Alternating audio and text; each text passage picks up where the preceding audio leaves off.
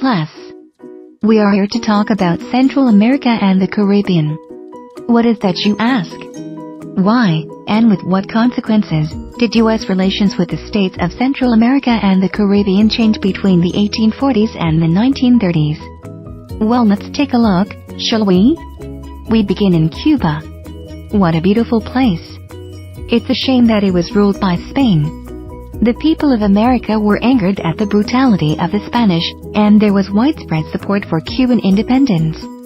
In 1868, the Cubans revolted. During the 1890s, President William McKinley tried to help, but it did not work out. The Maine, a U.S. ship, was sent to Cuba to rescue some U.S. citizens, but it blew up, killing over 260 people. This outraged the U.S., especially after yellow journalism further sparked hatred for Spain. And so began the Spanish-American War. The war was mostly fought on water, and the U.S. had quite an impressive navy. It was fought both in Cuba and the Philippines. The Cuban freedom fighters had major impact on land. After suffering losses at land and sea, Spain surrendered. During the 1898 Treaty of Paris, the U.S. gained Puerto Rico, Guam, and the Philippines, while Spain had to leave Cuba. The U.S. did not know what to do with Cuba. They could either give Cuba their independence, make Cuba a colony, or somehow administer Cuba. During the war, the U.S. did not want to annex Cuba, but after the victory, they passed the Platt Amendment to govern Cuba.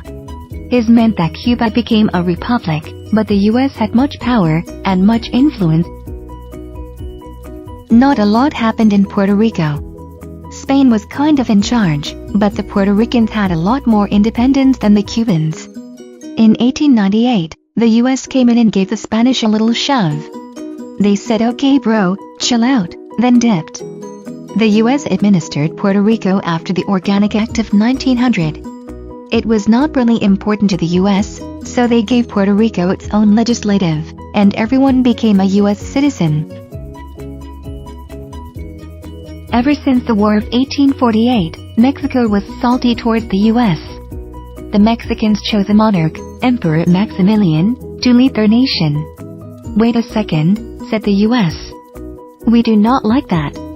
Thankfully, he was captured and killed.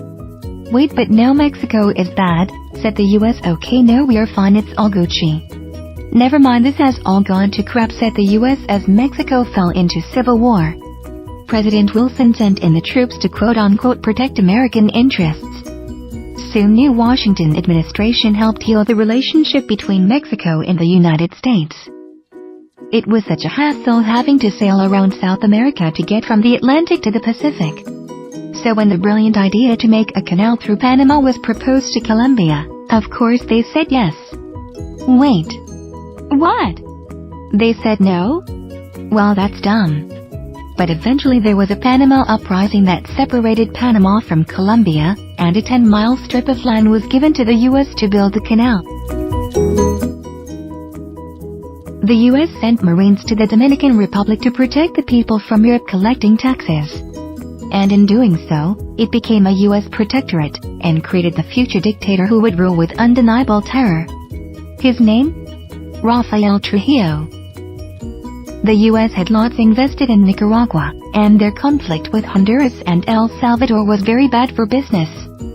So 1912, a protectorate was made and the Marines zoomed in. After about 20 years of stabilizing the country, a dictator came into power, and the U.S. left. The exact same thing happened here. So in conclusion, the U.S. not only helped themselves and nearby countries to some wealth, they also treated some nations to a healthy dose of brutal dictators. The end.